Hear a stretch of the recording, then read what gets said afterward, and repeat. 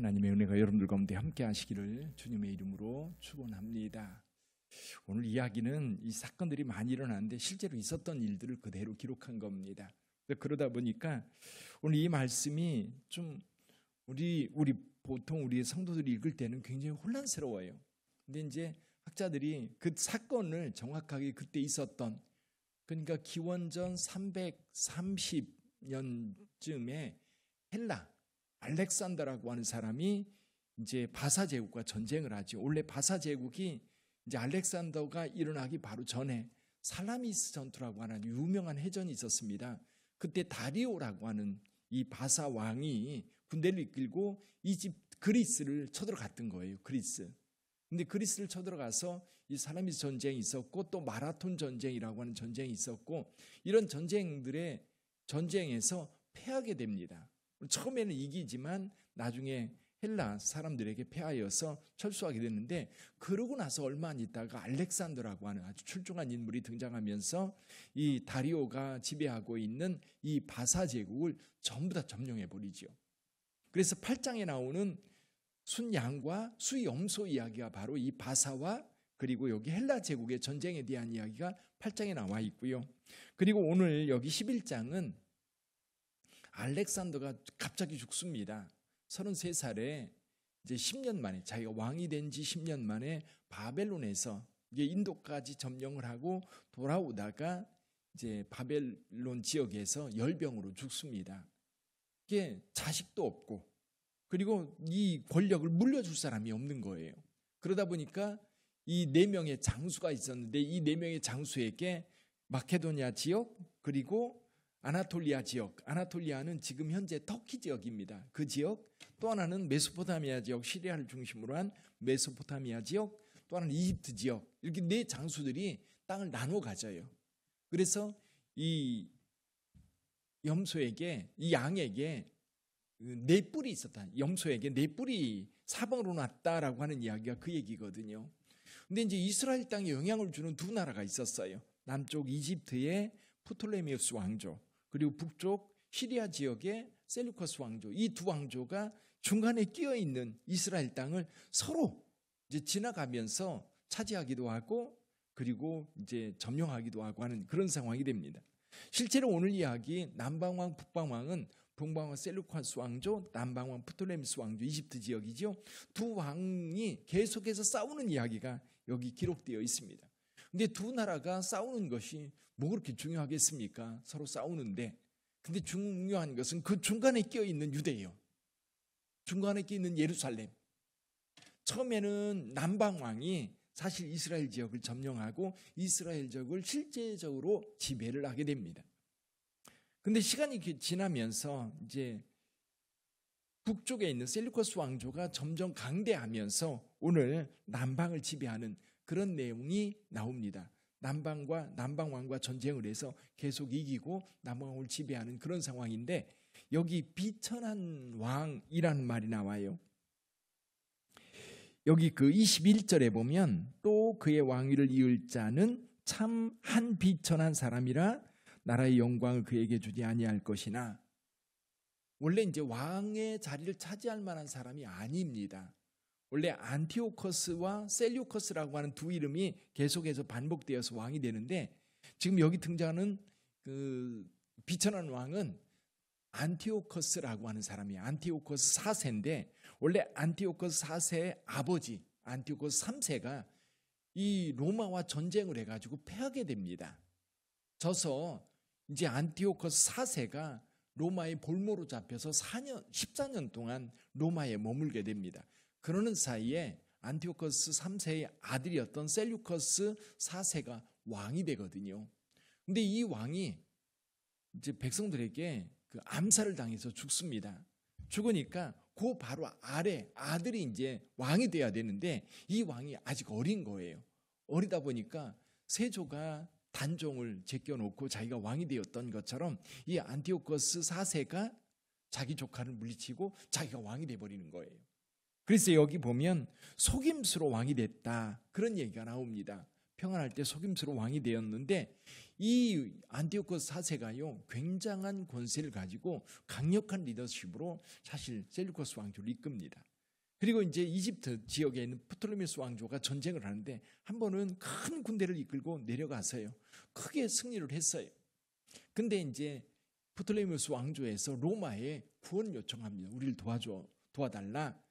그러니까 이제 로마에서 사신을 보내가지고 안티오코스 4세에게 너희들 물러가라. 그러지 않으면 우리가 그냥 안 놔두겠다. 그러니까 가만히 생각해 보니까 로마 군인까지 들어와서 자기와 전쟁을 하면 이거 굉장히 부담스럽거든요. 그러니까 이제 분노를 삭히면서 돌아옵니다. 철수를 해요.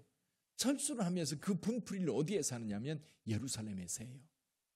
그래서 여기 보면 이 매일 드리는 제사를 폐하고 이게 기원전 167년에 있었던 일인데 그때에 그 전에 170년에도 제사장을 죽이고 그리고 여기 167년에는 아예 예루살렘 성전 제사 완전히 폐해버리고 거기에다가 제우스 신상 가증한 것을 세웠다 그랬어요. 31절에 보면 군대에는 그의 편에서 성소 곧 견고한 곳을 더럽히며 매일 드리는 제사를 폐하며 멸망하게 하는 가증한 것을 세울 것이며 그랬어요. 31절에 보면 그 내용이 실제로 예루살렘 성에 세웠던 겁니다. 성전에. 그런데다가 12월 안티오코스의 생일 때에는 아예 돼지를 잡아가지고 성전에서 제사를 드리게 합니다. 무슨 얘기냐면 예루살렘 성전을 완전히 부정하게 만든 거예요. 더군다나 이 안티오코스는요, 이 자기가 지배하는 모든 지역을 헬라화하려고 애를 쓴 사람이에요. 그래서 헬라의 신이었던 제우스 신상을 세우고 헬라의 법이나 헬라의 제사를 드리는 방법으로 이제 제사를 드리려고 하는데 이게 잘 안 되는 지역이 어디예요? 유대 지역이고 예루살렘이거든요. 이걸 강제로 진행하다 보니까 많은 사람들이 저항하다가 순교를 당합니다. 그런데 여기 32절을 한번 볼까요? 32절 한번 같이 읽어보죠. 그가 또 언약을 배반하고 악행하는 자를 속임수로 타락시킬 것이나 오직 자기의 하나님을 아는 백성은 강하여 용맹을 떨치리라. 여기 유대인들 가운데 두 부류가 있는 거예요. 하나는 뭐냐면 또 언약을 배반하고 악행하는 자, 뭐냐면 이 안티오코스에게 협력하는 자들인 거예요. 예를 들면 우리나라가 일제가 우리나라를 지배하려고 할 때 그 을사오적이라고 그래가지고 우리나라를 아예 일본에 팔아넘기고 일본으로부터 자기를 받았던 그런 사람들이 있는 반면에 또 일부의 사람들은 어떻게 해요? 독립을 위해서 목숨 거는 그런 상황이 있었던 것처럼 똑같은 상황인 거예요. 유대인들 가운데 안티오코스에 협력을 해가지고 이스라엘을 배반하는 사람들이 있었던 겁니다. 근데 안티오코스는 그런 사람들을 데려다가 다 어떻게 해요? 부정한 제사를 드리게 하고 사람들을 부정하게 만들어버리는 거예요. 그러나 여기 오직 자기의 하나님을 아는 백성은 강하여 용맹을 떨치리라. 이제 167년부터 마캅이라고 하는 제사장의 아들들이 일어나가지고 이 사람들과 전쟁을 합니다. 그게 3년 정도 전쟁을 해요. 근데 이스라엘은 군대가 많지 않으니 군대가 없으니까요. 어떻게 해요? 젊은이들이 모여서 게릴라전을 하는 거예요. 그리고 이제 여기 안티오코스가 보낸 사신들이 오면 그 사람들을 다 죽이고 산으로 도망가는 거예요. 군대가 오면 다 숨어 있다가 군대가 철수하면 또 나타나서 이 사람들과 계속 전쟁을 하면서 164년경에는 그러니까 12월 14일 날 마침내 예루살렘 성전이 회복되는, 그리고 안티오코스도 갑자기 죽어요. 그래서 이스라엘이 완전히 회복되는, 제사가 회복되고 하나님의 나라가 회복되는 그런 일들이 일어나고 있는데 그 사건이 여기에 11장에 쭉 기록되어 있는 겁니다. 자, 그렇다면 오늘 이 본문의 말씀을 통해서 우리에게 하는 얘기가 뭘까요? 첫째는 뭐냐면 하나님이 이 땅의 역사를 진행시켜 간다.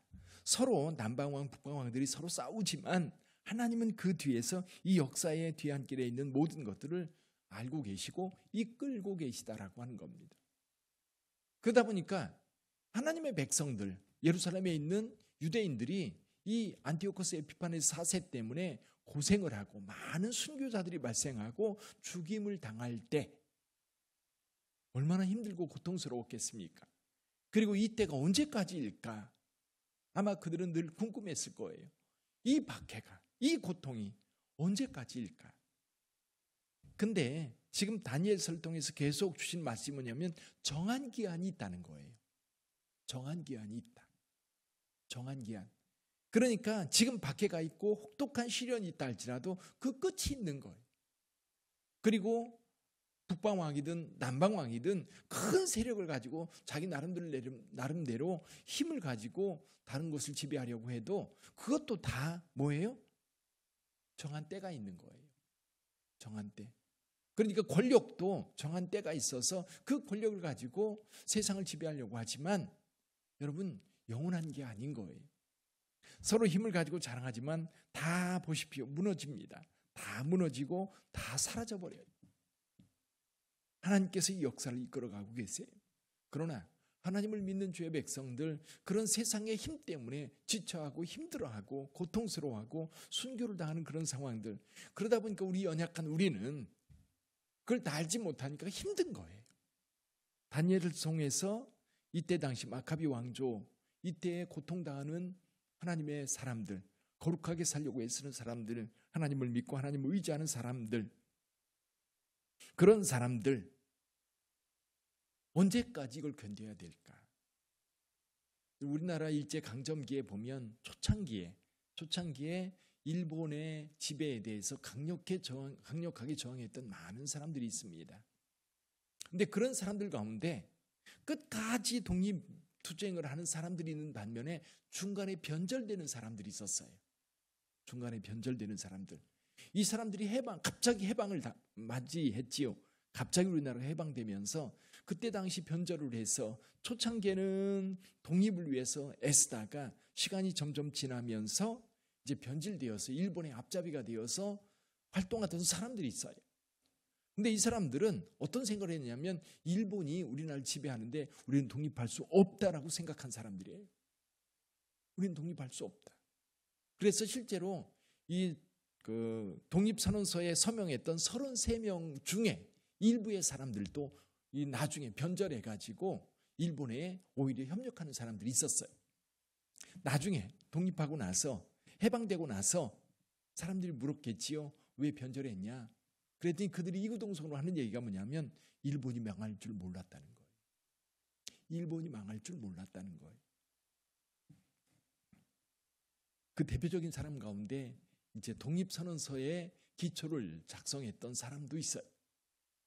나중에 이제 사람들을 대동아 전쟁에 징용으로 끌려가는데 그 사람들을 동원하고 격려하고 했던 사람도 있거든요. 근데 여러분 그들은 어떻게 생각했어요? 일본이 망할 줄 몰랐다는 거예요. 근데 여러분 정한 때가 있는 거예요. 악은 영원히 지속되지 않아요. 뿐만 아니라 우리의 고통도 영원히 지속되지 않아요.